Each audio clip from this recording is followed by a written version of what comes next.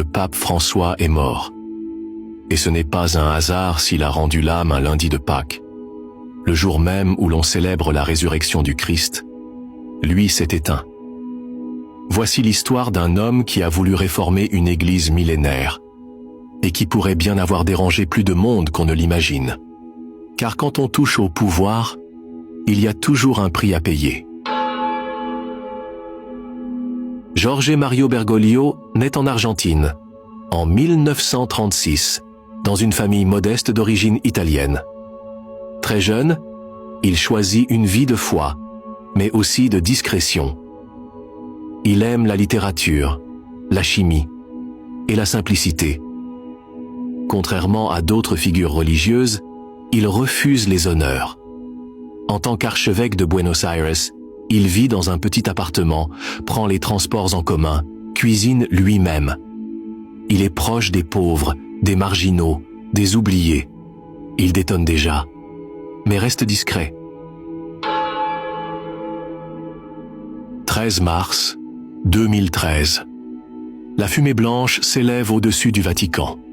Le monde découvre un nouveau pape, le premier jésuite, le premier d'Amérique latine, le premier à s'appeler François. Ce nom, c'est un symbole.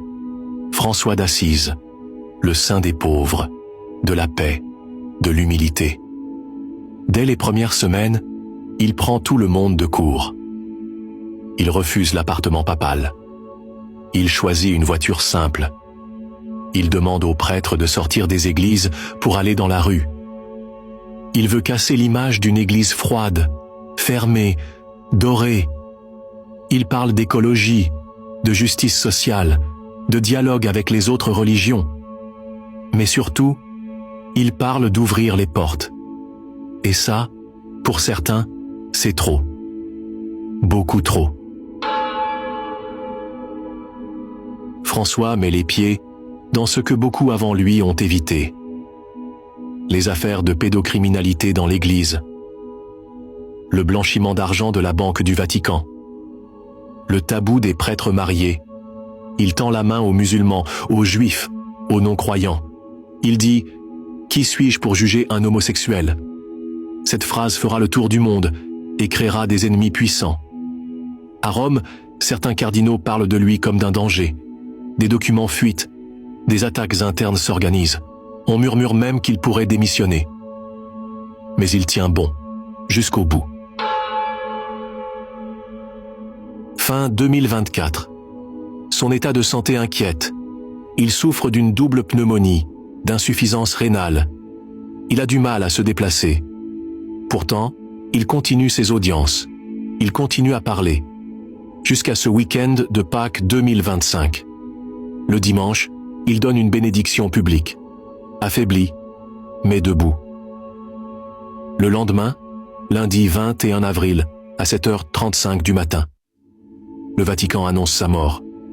Un timing troublant, une communication glaciale. Pas d'image, pas de dernier message.